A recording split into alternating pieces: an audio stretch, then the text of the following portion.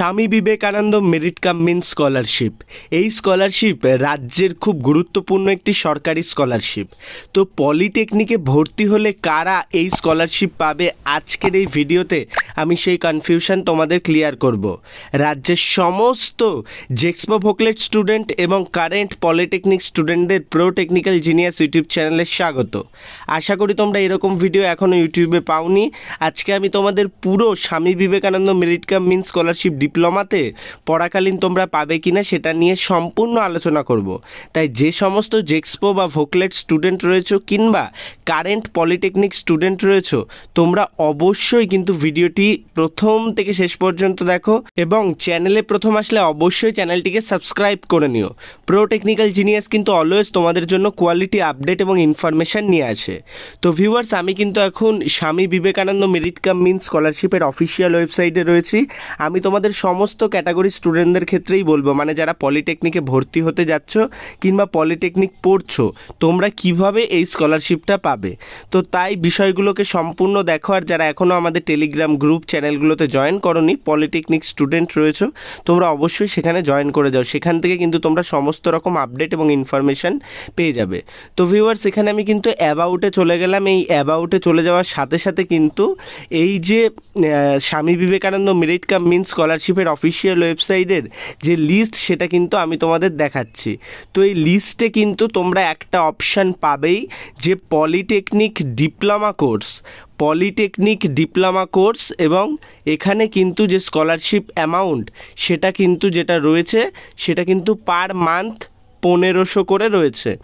অর্থাৎ per month তুমি 1500 টাকা করে পাবে। অর্থাৎ বছরের শেষে তুমি যে স্কলারশিপটা পাবে সেটা কিন্তু তোমাদের দাঁড়াবে 18,000 টাকা। তো এই যে এই স্কলারশিপটা কি তুমি পেতে পারো? পলিটেকনিকের ক্ষেত্রে যে স্কলারশিপ দেওয়া হচ্ছে সেটা কিন্তু 18,000 টাকা তোমাদের দেওয়া হয় তোমাদের প্রতি বছরে। তো কোন পলিটেকনিক স্টুডেন্টরা এই স্কলারশিপটা পায়? তো সর্বপ্রথম আমি তোমাদের যে বিষয়টা বলবো, তোমাদের কলেজ WBSCT বোর্ডের আন্ডারে হতে হবে এবং AICTE অ্যাপ্রুভ হতে হবে। অর্থাৎ রাজ্যের সমস্ত কলেজই এই যে আওতায় পড়ে যায়। তো এখানে তোমাদের চিন্তার কোনো কারণ নেই। তোমরা সমস্ত স্টুডেন্ট যে কলেজ থেকেই পড়ো না কেন, তোমরা এর আওতায় পড়ে যাও, তাই তোমরা এই স্কলারশিপ পাবে। এইবার কিন্তু যে বিষয়টা সেটা এসে দাঁড়ায় at last 60 marks in last qualification examination. তো এই অ্যাটলিস্ট 60 মার্কস লাস্ট কোয়ালিফাইং এক্সামিনেশানের ব্যাপারটা কি সেটা আমি তোমাদের বোঝাবো। তো দেখো, পলিটেকনিকে ভর্তির জন্য লাস্ট কোয়ালিফাইং এক্সামিনেশান, যেটা তোমরা যারা 3 বছরের পলিটেকনিক বা ডিপ্লোমা করছো তাদের কিন্তু লাস্ট কোয়ালিফাইং এক্সাম থাকে মাধ্যমিক পরীক্ষা। তো সেই ক্ষেত্রে তোমরা যারা মাধ্যমিকের পর পলিটেকনিকে আসছো তারাই কিন্তু এই স্বামী Vivekananda merit cum means scholarship পাবে।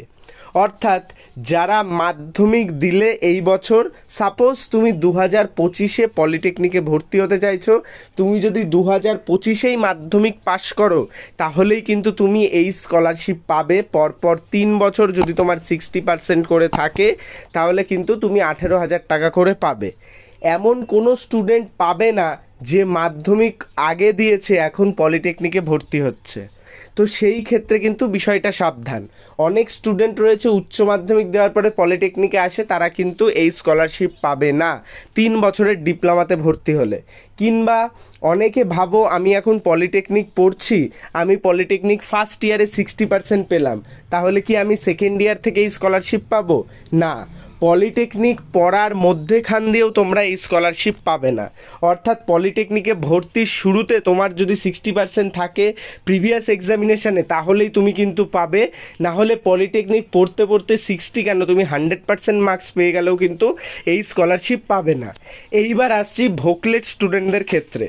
ভোকলেট স্টুডেন্টরা, তোমরা যারা ভোকেশনাল HS কমপ্লিট করে যদি সেই কারেন্ট ইয়ারেই ভর্তি হও, অর্থাৎ তুমি HS ভোকেশনাল কমপ্লিট করলে 2025-এ এবং 2025-এই তুমি সেকেন্ড ইয়ারে ল্যাটারালে পলিটেকনিকে ভর্তি হলে, সেই ক্ষেত্রে তুমি এই স্কলারশিপ পাবে। তো তোমাদের ক্ষেত্রে যে বিষয়টা থাকছে লাস্ট কোয়ালিফাইং এক্সামিনেশন, তুমি যদি সেই ইয়ারেই কমপ্লিট করে ভর্তি হও তাহলেই কিন্তু তুমি এই স্কলারশিপ পাবে। এছাড়া উচ্চ মাধ্যমিক দেওয়ার পরে কিন্তু বা অন্য কোর্স করে আসার পরে তুমি যদি পলিটেকনিকে ভর্তি হও সেই ক্ষেত্রে কিন্তু তুমি এই স্কলারশিপ পাবে না।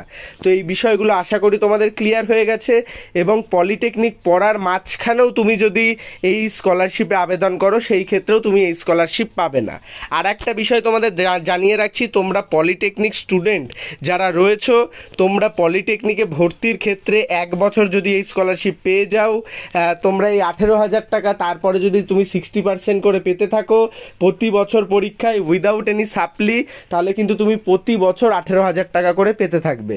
এবং আরও একটা জিনিস তোমাদের জানিয়ে দিচ্ছি, যারা মানে ডিপ্লোমাতে এই স্কলারশিপ পাচ্ছ না, অর্থাৎ হয়তো এইচএস কমপ্লিট করে তুমি ডিপ্লোমাতে এসছো তাই এই স্কলারশিপ পাচ্ছ না, তুমি কিন্তু ডিপ্লোমার পরে যখন ডিগ্রি অর্থাৎ বিটেক ইঞ্জিনিয়ারিং করবে তখন যদি তোমার ডিপ্লোমা ওভারঅল 60% নাম্বার থাকে তাহলে তুমি বিটেকে গিয়ে কিন্তু 60,000 টাকা অর্থাৎ 60,000 রুপিস করে প্রতি বছর স্কলারশিপ পাবে। অর্থাৎ তুমি ডিপ্লোমার পরে বিটেকে যে কলেজেই ভর্তি হবে না কেন সেখানে কিন্তু তুমি যদি আবেদন করো 60,000 টাকা পাবে, এবং বিটেক পড়তে পড়তে তোমার যদি প্রতি বছর নাম্বার ঠিকঠাক থাকে তাহলে তুমি আবার 60,000 টাকা করে 3 বছর পেয়ে যাবে।